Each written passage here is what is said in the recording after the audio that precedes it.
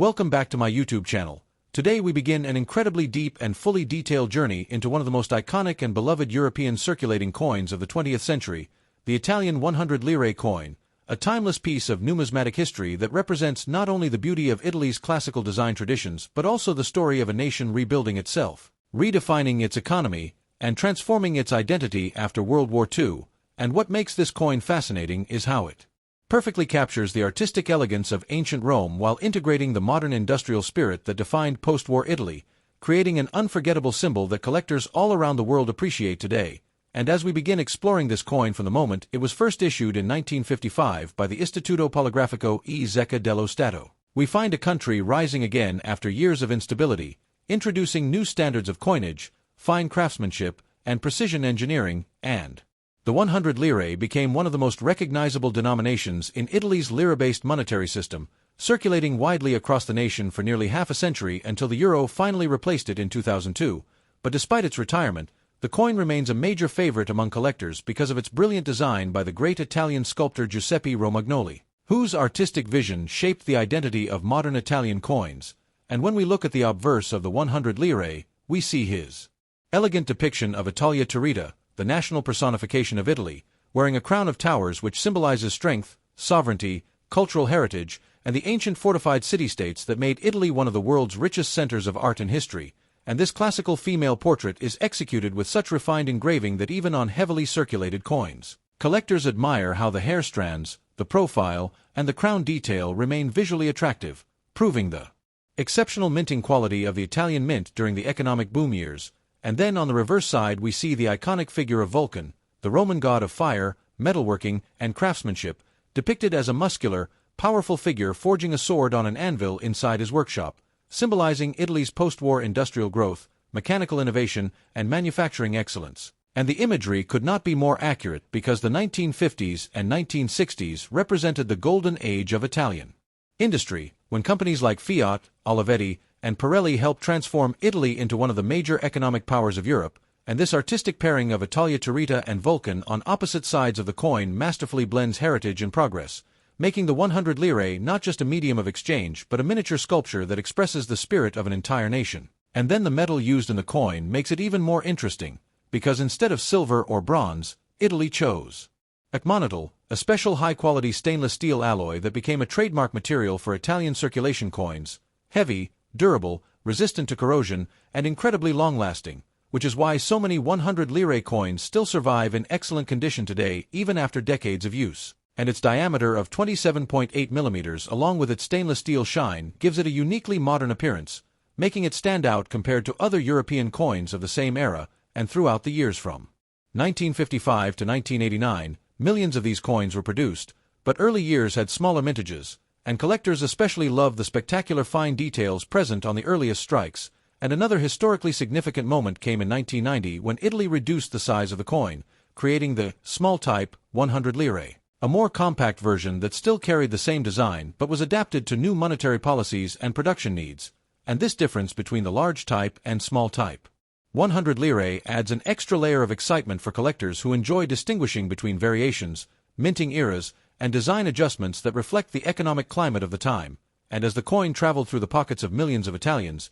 it witnessed everything from Italy's cultural transformations to its economic ups and downs, serving as a reminder of the pre-Euro era when the lira shaped the daily life of the nation. And because the coin circulated so widely for so long, many people have nostalgic memories tied to it, making it a symbol not only of Italy's monetary system but also of family, childhood, tradition, and identity. And now collectors cherish the coin not just for its aesthetic appeal but also for its cultural significance, which is why the Italy 100 lire remains one of the most frequently traded and widely appreciated world coins today, admired for its artistic value, durability, historical background, and symbolic meaning as a testament to Italy's rich heritage and remarkable progress through the decades. As we continue exploring the Italy 100 lire coin in deeper detail, we move further into the rich layers of its historical background, cultural meaning, and artistic symbolism, expanding our understanding of how this iconic stainless steel piece grew from a simple circulating denomination into one of the most recognizable and collectible world coins of modern Europe. And one of the first aspects worth highlighting is how the introduction of the 100 lire connected directly to Italy's post-war economic strategy, because after World War II the country faced inflation, devaluation, and complex challenges in rebuilding its currency, and the creation of durable, long-lasting coins in innovative metals like agmonitol was part of a larger plan to stabilize national finances, reduce replacement costs, and promote trust in the currency. And the 100 lire quickly became a backbone denomination that Italians relied on daily, forming the backbone of transactions ranging from transportation fares and cafeteria meals to newspapers, public telephones, and everyday household purchases. And as Italy entered what historians call the Italian economic miracle from the late 1950s to the early 1970s, the 100 lire coin became a symbol of rising productivity, industrial growth, and higher standards of living, and it circulated in a society that was rapidly modernizing, expanding its manufacturing sector, building highways, developing tourism, and exporting goods across the world. And this economic progress created a national pride that the imagery of Italia Turrita and Vulcan reflected perfectly, because on one side the coin celebrated Italy's classical identity, ancient heritage, and deep artistic roots, while on the other side it honored the industrious spirit, the craftsmanship, and the technological renaissance that shaped a new, modern Italy. And this dual identity design is one reason collectors admire the coin so much today, because it captures a transformational era in Italy's history better than any banknote ever could. And when we look closer at the obverse portrait of Italia Turrita, we notice Romagnoli's mastery of neoclassical composition, using soft facial features, flowing hair, and the unmistakable towered crown to create a visual blend of beauty, dignity, and strength. And this crown is deeply symbolic, representing not only protective walls of ancient Italian cities but also cultural resilience, national unity, and the protective spirit of the Italian Republic. And this symbolism took on additional weight during the mid-20th century, when Italy was working to strengthen its democratic institutions and re-establish its identity after years of turmoil. And on the reverse side, Vulcan's depiction is equally symbolic, showing him striking a sword on his anvil with force and precision, a powerful metaphor for the labor, sweat, dedication, and innovation that built Italy's industrial sector. And the choice of Vulcan, the god of fire and the forge, was especially meaningful during this era because Italy's manufacturing growth relied heavily on metallurgy, automotive production, mechanical engineering, and small industry craftsmanship, and the image of Vulcan working shirtless inside his forge visually communicates the power of the Italian workforce, the energy of industry, and the national drive to build a strong future. And Romagnoli's ability to express all of this in a compact stainless steel coin shows the incredible talent and vision behind this timeless design. And speaking of the material, agmonitol remains one of the most interesting aspects of the 100 lire, because its long-lasting nature made the coin almost indestructible in normal circulation, meaning that millions of these coins survive today in conditions that would have destroyed most bronze or copper-nickel coins, and this durability contributed to the coin's widespread use, as Italians grew familiar with its smooth texture, medium weight, bright silvery sheen, and distinctive sound when dropped on a surface, and the physical presence of the coin made it instantly recognizable even without seeing it, which is why it became an everyday tool in Italian pockets from Milan to Naples and everywhere in between. And throughout the decades of its production, subtle design modifications and minting refinements occurred, adding depth and variety for collectors, especially those who enjoy studying fine details, strike variations, and mint year characteristics. And early dates from the 1950s, being the first generation of the series, often possess sharper details, heavier striking force, and exceptional craftsmanship due to lower production volume and higher artistic oversight,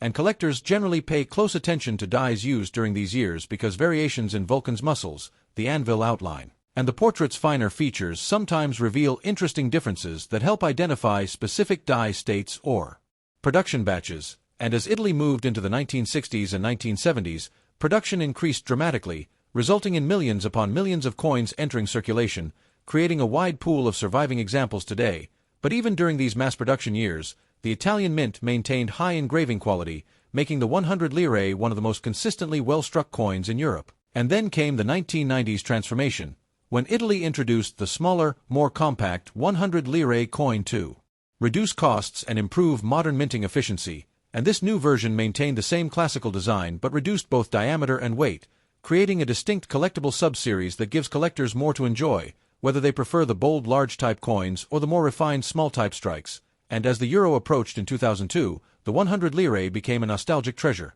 representing decades of Italian daily life, and even after its demonetization, demand among collectors continued to rise because of its artistic legacy, historical meaning, and role in Italy's transition from monarchy to republic, from recovery to prosperity, and from the Lira era to the modern euro era. and today the coin continues to be studied, traded, preserved, and admired by enthusiasts worldwide who appreciate its beautiful blend of mythology, national identity, artistry, durability, and cultural memory, making it one of the most respected and widely loved classic European circulation coins of the 20th century.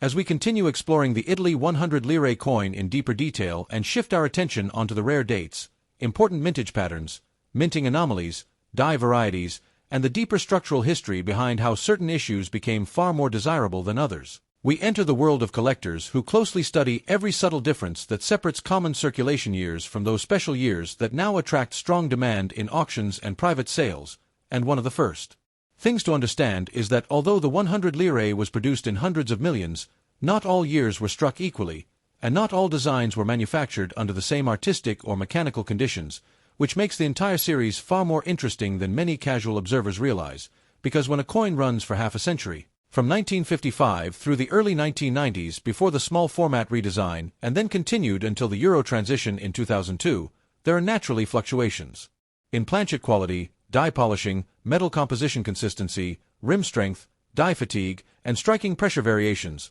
all of which create tiny but important differences that advanced collectors love to analyze. And the earliest years of the large type coin, especially those from the mid-1950s to early 1960s, represent a special category because these were produced during a time when Italy's minting standards were extremely high, and in these years quality control was strict since the machinery was newer and production volume was still moderate, and this means early strikes often show exceptionally sharp detail on Vulcan's muscular definition, the anvil outline, the numeral 100, the legend Repubblica Italiana, and most critically the fine strands of Italia Turrita's hair, and in numismatics. Early strikes almost always retain premium value because they were produced with newer dies that had not yet experienced wear, resulting in crisp, clean impressions on both sides. And as the series moved into the 1970s and 1980s, production numbers increased significantly, launching millions of coins into the economy every year, and during high-volume years, die wear became a more frequent factor, sometimes causing softer details, muddier edges on the anvil, or weaker strikes on Vulcan's hammer, and although these are still common coins, specimens that show full sharpness, especially those graded in high mint state, can still command respectable collector premiums. Because high-grade examples of a coin that circulated widely become naturally scarce over time, and the difference between an MS-63 and an MS-66 example of the same year can be huge for collectors building a registry set, because the 100 lire series is extremely popular in Europe and in international world coin markets, and high-grade coins always attract attention, but within this series, perhaps the most significant value spikes occur with certain low mintage or special condition years, such as the highly desirable 1955 and 1956 strikes, because early issues were produced in lower quantities and saw heavy circulation, making high-grade survivors quite difficult to find, and collectors particularly appreciate strong luster, clean fields, and a crisp portrait on the obverse, and on the reverse the level of detail in Vulcan's muscles and the anvil surface is often used as a grading benchmark.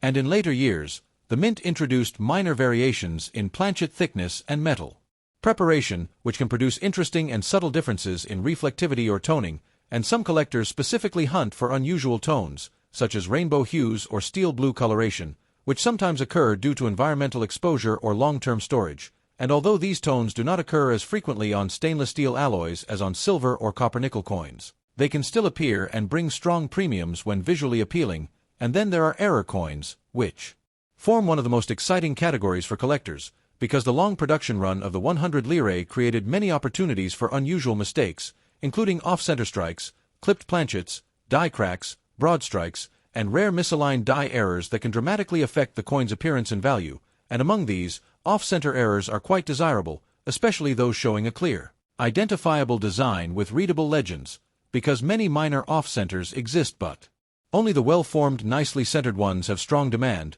and die cracks on the portrait or across Vulcan's hammer area are also interesting because they add character and create visually striking lines across the metal, and collectors often prize larger cracks, especially those that grow across a significant portion of the coin, because these represent a later stage of the die's life and are much harder to find. And then we must consider the 1990 to 1993 small-type 100 lire transition, which produced an entirely different category of collectible issues, because the mint reduced the size and weight of the coin in an effort to modernize and reduce production costs, and although the design remained similar, many changes occurred in the production process, including updated dies, rebalanced relief levels, and new striking methods, and small-type coins often show sharper detail due to more efficient die technology. But because these coins are much lighter, they also suffered more damage. In circulation, making high-grade examples especially attractive to collectors, and smaller coins also tended to fall through coin-handling machinery more easily, so mint-made errors on these later pieces are often more dramatic and valuable,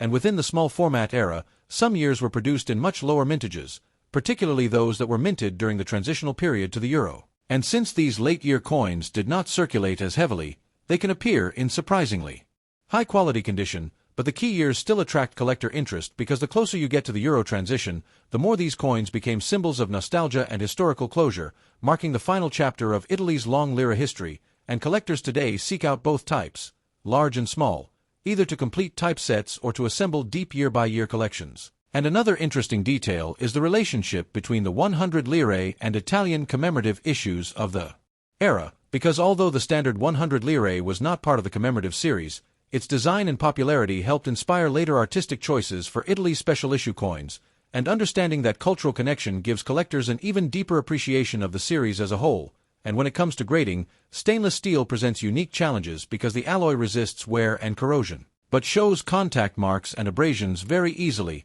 especially on the open fields. Around Italia Turrita's face and the wide flat areas surrounding Vulcan and the anvil, meaning that even slight friction or bag marks can limit a coin's grade dramatically, which is why superb gem examples appear far less frequently than the raw survival numbers might suggest, and registry collectors spend years searching for the cleanest, brightest, most reflective examples with minimal marks, sharp rims, and perfect strike definition, and as demand continues to grow worldwide for attractive European circulation coins from the 20th century, the Italy 100 lire remains one of the most studied and actively collected types, appreciated for its artistic resonance.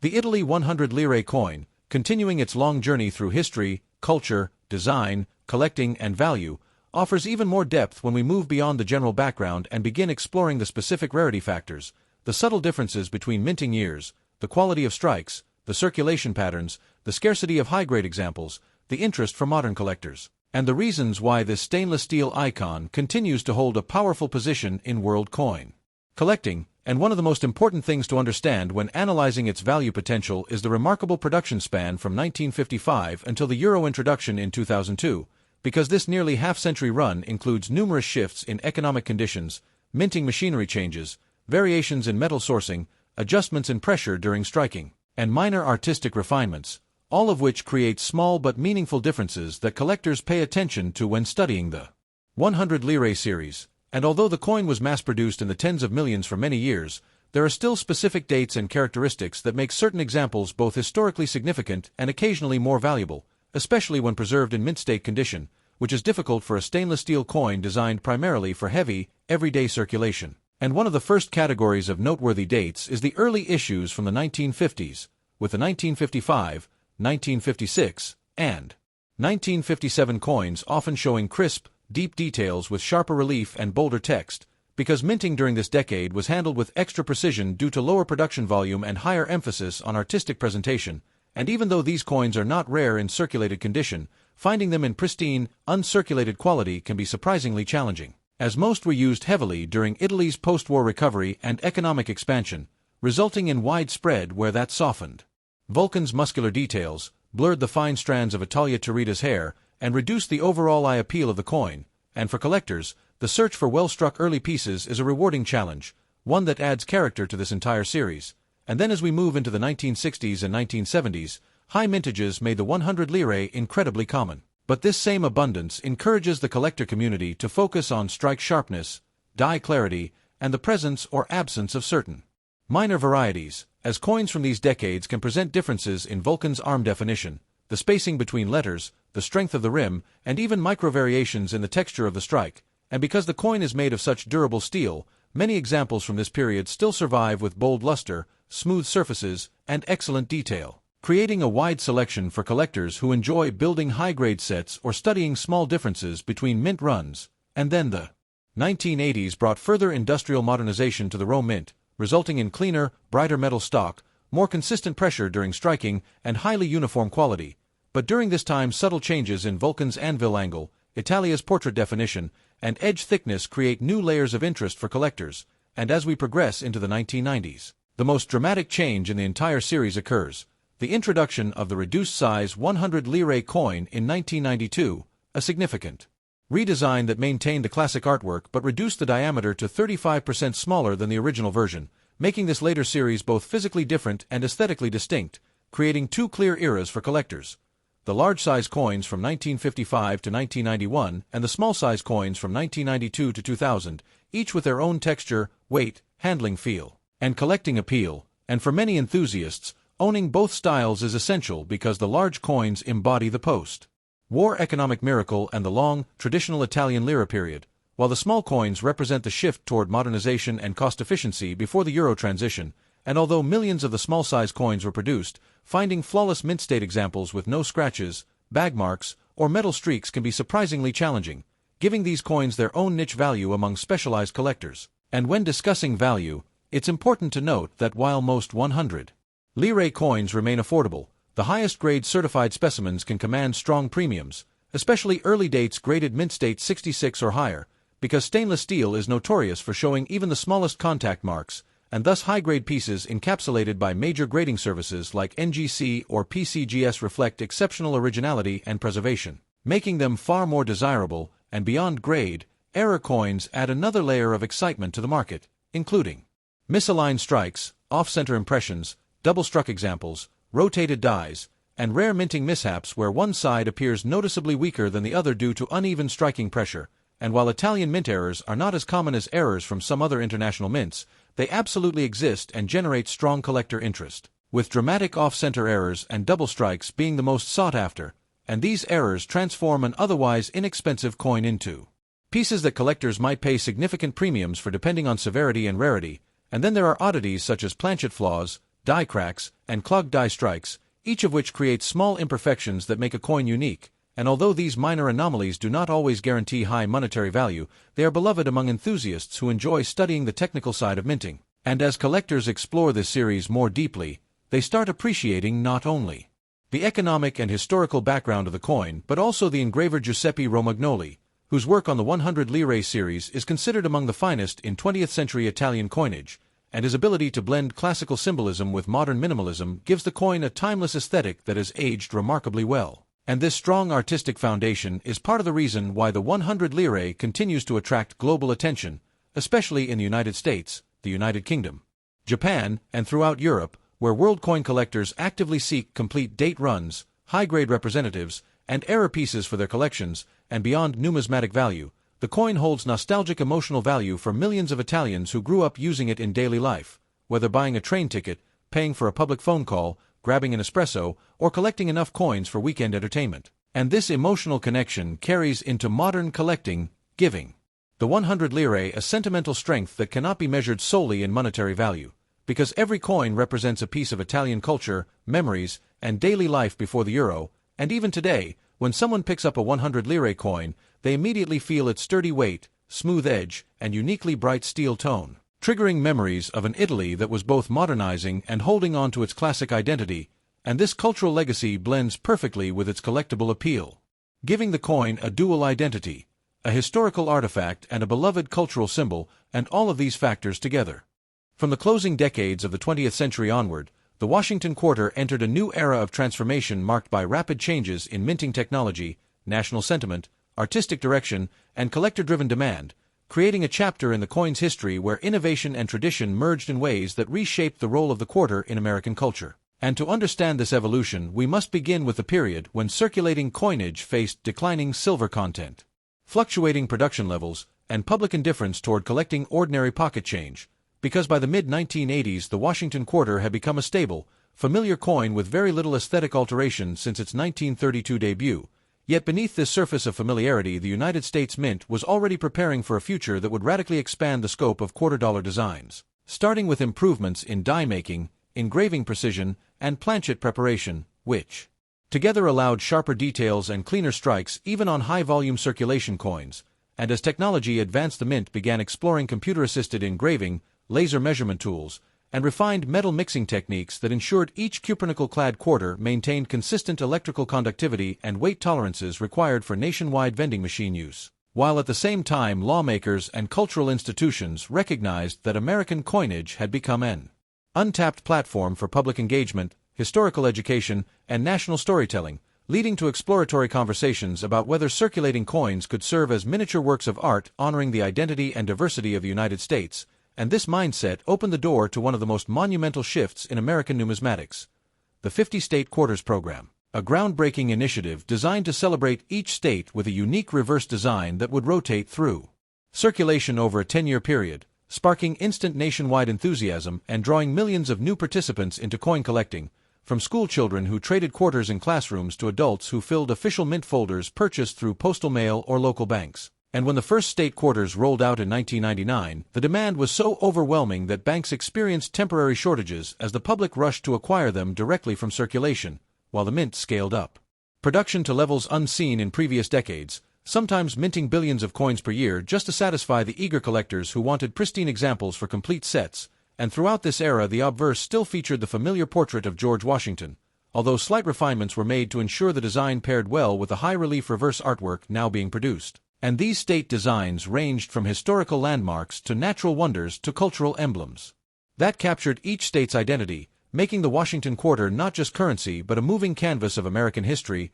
geography, and symbolism. And as the program continued, it fed an unprecedented surge in numismatic interest, elevating the quarter to the most collected denomination in U.S. history, while simultaneously pushing the mint to refine its proof and silver-proof offerings, resulting in premium collector products featuring deep mirror finishes, frosted devices, and sharply rendered details that revealed the full artistry of each state's design. And once the State Quarters program concluded, the momentum it created led directly into subsequent series such as the D.C. and U.S. Territories Quarters and eventually the America the Beautiful National Parks program, each expanding the quarter's role as a storytelling medium. And along the way the mint continued improving planchet quality, die longevity, and striking pressure to maximize clarity across millions or billions of pieces, integrating laser-etched dies, digital sculpting software, and enhanced quality control scanning systems that virtually eliminated many traditional striking flaws. And through these technological leaps the Washington Quarter evolved from a static, unchanging portrait coin into a dynamic modern series with multiple designs,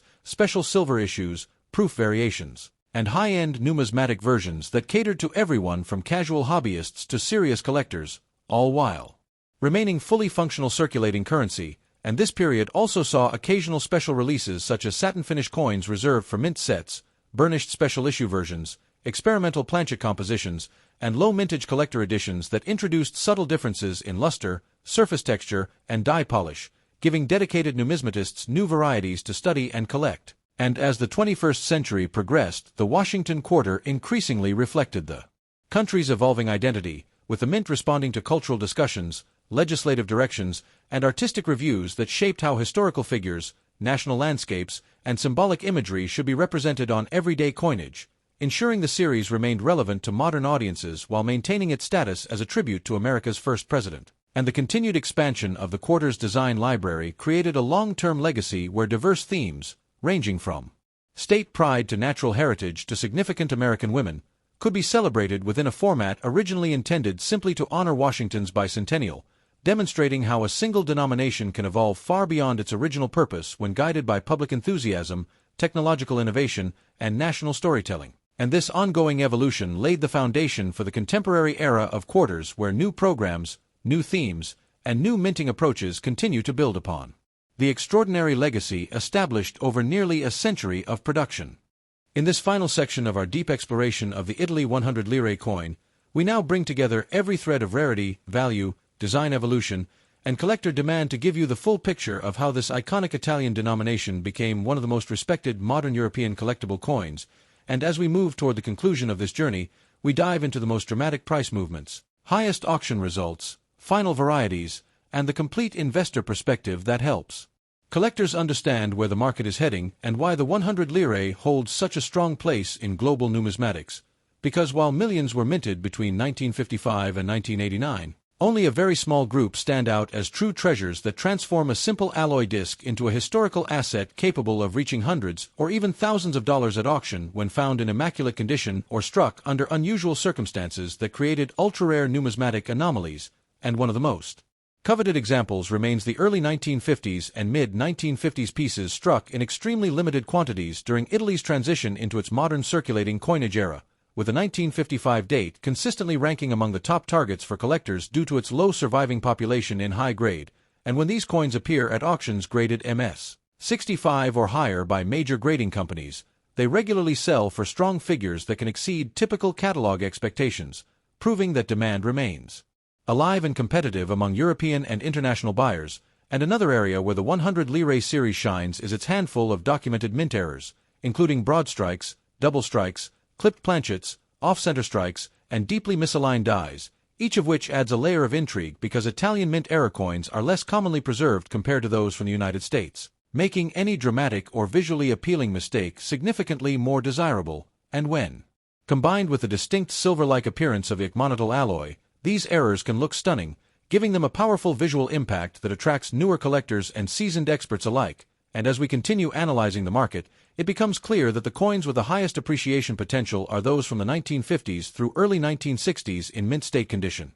because circulation during this period was extremely heavy and most coins developed surface wear quickly, making untouched pieces exceptionally difficult to locate. And another fascinating element is how the portrait of Minerva holding a spear and olive tree has become a symbol not only of Italian cultural identity but also a widely recognized numismatic icon, with many collectors worldwide seeking examples purely for the beauty of the design, especially the sharp strikes that show every leaf of the tree and the detailed folds of Minerva's clothing, which are features highly rewarded in grading assessments and can dramatically improve a coin's market value. And among the standout rarities, the 1956, 1957, and 1958 dates continue to generate excitement whenever they appear in high-grade slabs, because while mintages are not extraordinarily low, survival rates in premium condition are remarkably scarce, and coins from these years have shown strong upward price momentum as European coins receive more attention globally due to the expansion of world coin collecting communities online, and as more collectors from Asia, the Middle East, and North America enter the European market,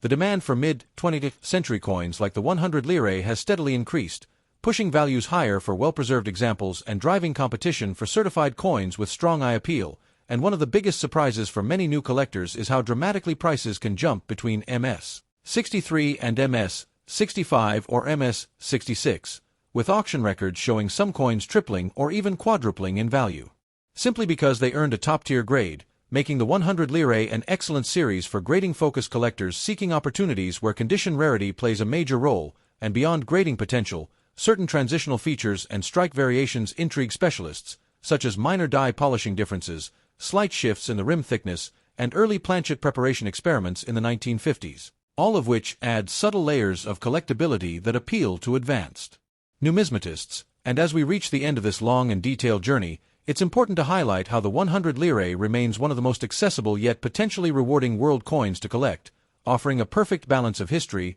affordability, rarity potential, and visual appeal, making it ideal for beginners and experts who appreciate Italian art, mid-century European currency, and coins with real-world circulation stories. And today, as collectors revisit classic European currencies that disappeared after the euro was introduced in 2002, the 100 Lire has experienced renewed popularity and rising international demand, particularly for premium pieces, rare dates, and dramatic mint errors. And with this resurgence, the future market outlook appears strong, suggesting continued appreciation for top-condition coins and significant interest in building complete date sets. And as we conclude this extensive examination of its rarity, value, design impact, historical importance, and global collector demand, the Italy 100 Lire coin stands proudly as a timeless numismatic artifact that captures decades of Italian post-war development and artistic expression, making it an essential addition to any serious world coin collection and a fascinating subject for collectors seeking coins that blend beauty, craftsmanship, and long-term value potential. And with that, we wrap up this final section with full appreciation for the legacy of the L.100 and the countless stories it carries from the pockets of millions across generations. And now, as always, thanks for watching.